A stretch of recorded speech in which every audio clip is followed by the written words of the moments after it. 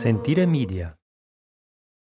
On the morning of April 30th, 1982, a crowd started to gather around a dark-colored Fiat 132 in Via Turba in Palermo. A body lay slumped in the front, the right foot sticking out of a window.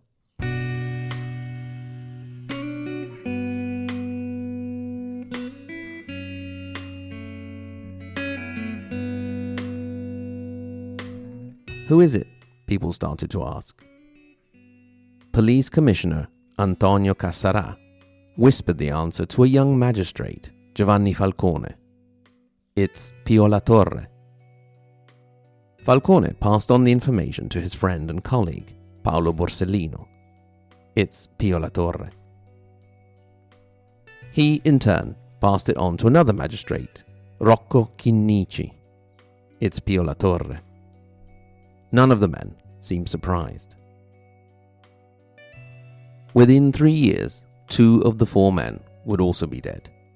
Within 10 years, all of them would.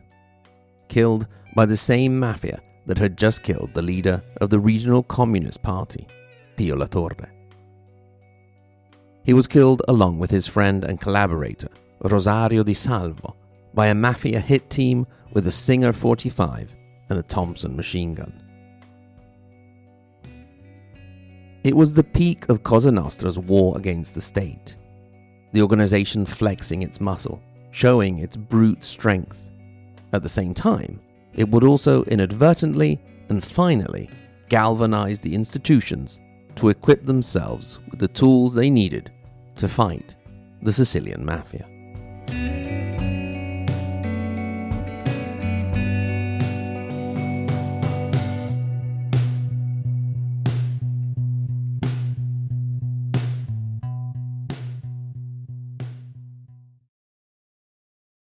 Pio La Torre had opposed the Sicilian mafia in one way or another for all of his life.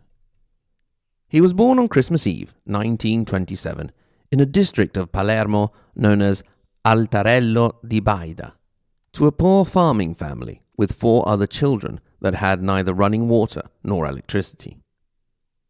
After the Second World War, his poor upbringing led him to develop a hate for social injustice and to join the Communist Party.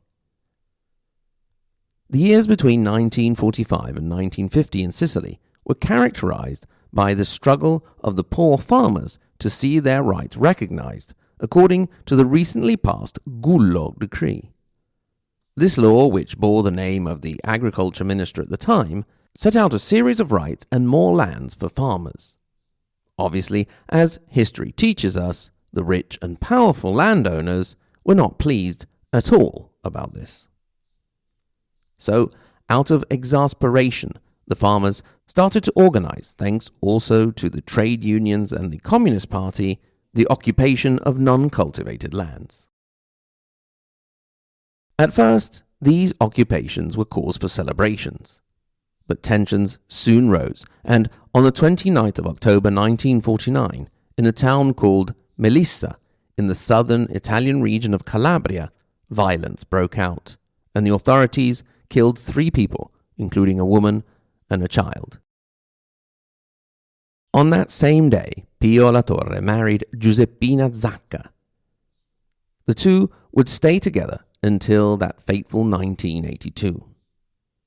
He later opted for a short honeymoon to head back to Palermo to organize the occupation of the lands in Sicily. This activity once again brought him face to face with the threat of the Sicilian mafia, after he had had to leave his original home and family due to the continued threats against him.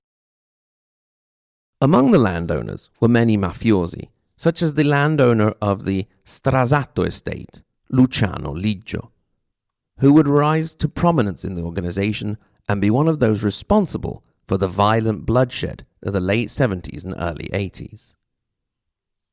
The period in which La Torre had started his political activity also coincided with the killing of various union leaders by the mafia, such as Placido Rizzotto in Corleone, Calogero Cangelosi in Camporeale, and Epifanio Leonardo Lipuma in Petralia. On the 10th of March 1950, La Torre was leading an occupation in the area of Bisacquino when the police showed up. Pio attempted to keep the situation under control and keep his comrades calm, but fighting soon broke out. Later in the evening, as groups of farmers were heading home, the group, which included Pio, were surrounded by police and arrested. La Torre was falsely accused by a certain Lieutenant Caserta of having beaten him with a stick. He remained in prison without trial until the 23rd of August of the following year. His first meeting with his wife, Giuseppina, a newborn baby, occurred after 8 months in prison, with husband and wife having to stick their heads through bars and shouting across a corridor patrolled by prison guards. He spent a lot of time in isolation, in a cell that was 2.5 by 2 meters, and developed a habit which would follow him in later days, observed by many party members during tense meetings, pacing nervously 2.5 steps forward and then turning and taking 2.5 steps back in the other direction. After 18 months in prison, he was found innocent and released.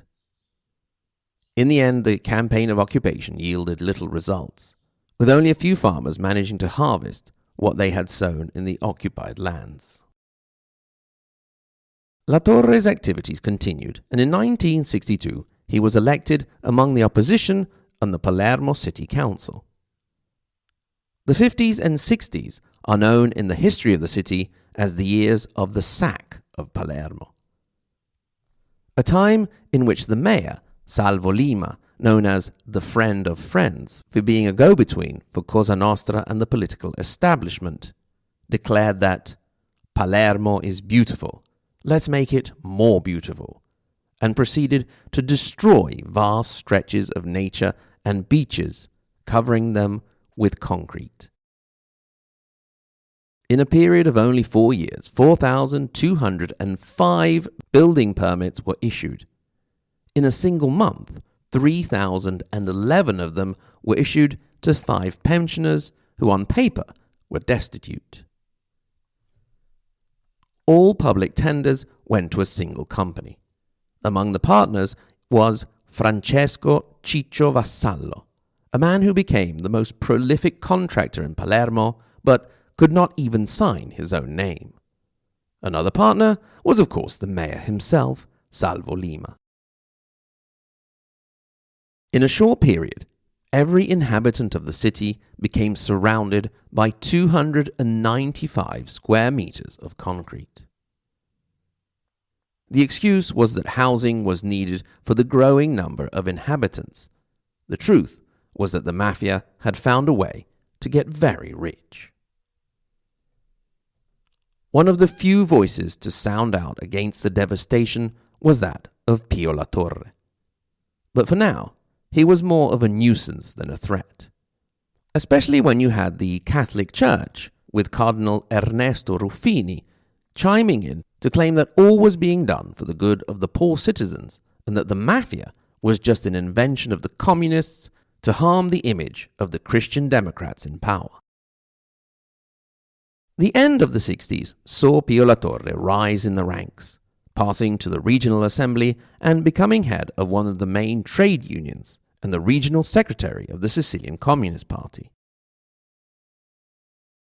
In 1969, he was noticed in Rome and called there to be part of the Party Commission for Agriculture and for the South. Then, in 1972, he was elected to the National Parliament for the first time.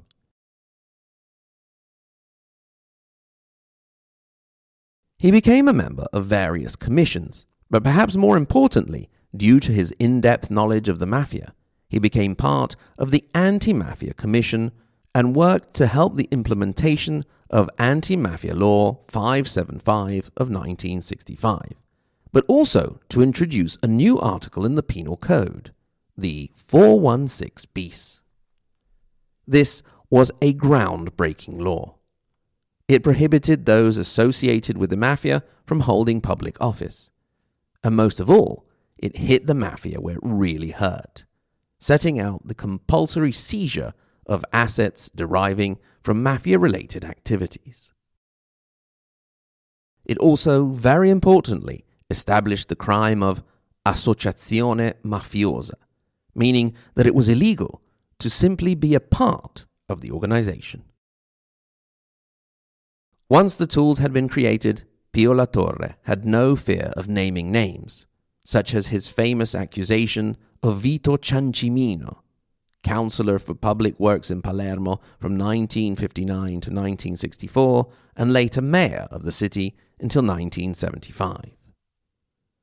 La Torre's analysis revealed continuous relations between the criminal organization and the state, relations sought by both sides. For Cosa Nostra, Pio La Torre was becoming something more than just a nuisance. The period between the end of the 70s and the start of the 80s is one of the most violent in the history of Palermo, with a war waging on two fronts. The first, inside the Sicilian mafia, with the ruthless Corleone faction staging a takeover that would put men like Totò Riina, Luciano Liggio, and Bernardo Provenzano at the head of the organization. This struggle reached international levels, with the Gambino and Di Maggio families being targeted in the United States. The second front was that against journalists and the representatives of the state. In January of 1979, journalist Mario Francese was killed. In March, the provincial secretary of the Christian Democrats, Michele Reina. In July, a policeman, Boris Giuliano. In September, a magistrate, Cesare Terranova.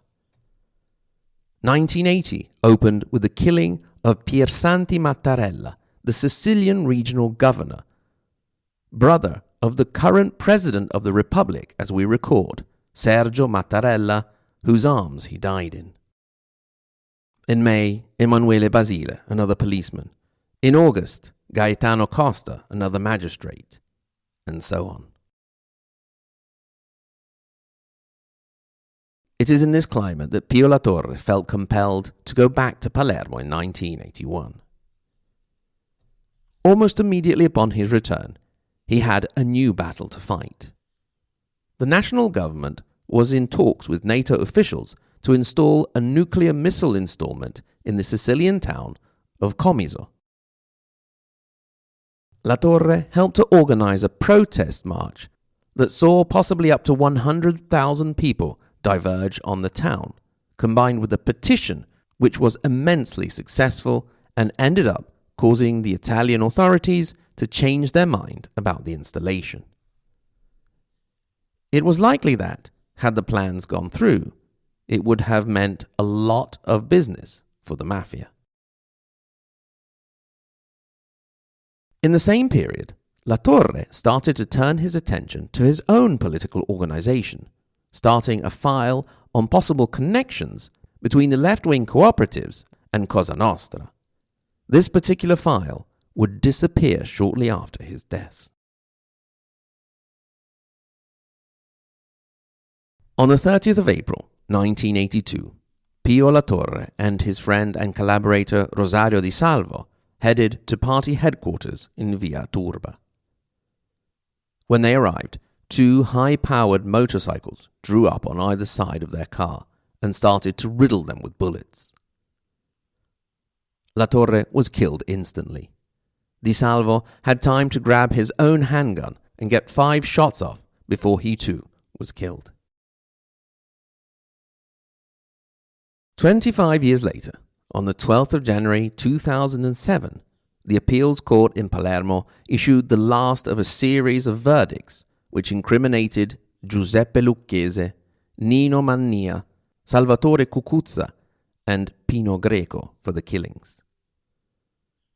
The collaboration of Cucuzza also allowed the identifications of those who had ordered the killings: Bernardo Provenzano, Pippo Calò, Bernardo Brusca, Antonio Geraci, and of course the boss of bosses, Salvatore Riina. The foundation created in his name, Pio La Torre Center for Studies and Cultural Activities, has just commemorated the 40th anniversary of his killing. His wife, Giuseppina Sacco, who passed on in 2009, was for many years a prominent member of the Libera Association, who used lands confiscated from the mafia for agricultural and educational projects, thanks also to the law that her husband had worked so hard to get passed. When he was asked after the killing in 1982 why the mafia had wanted to kill the communist leader, General Carlo Alberto Dalla Chiesa, chief of police, himself with just a few months left to live, had answered, "For a whole life."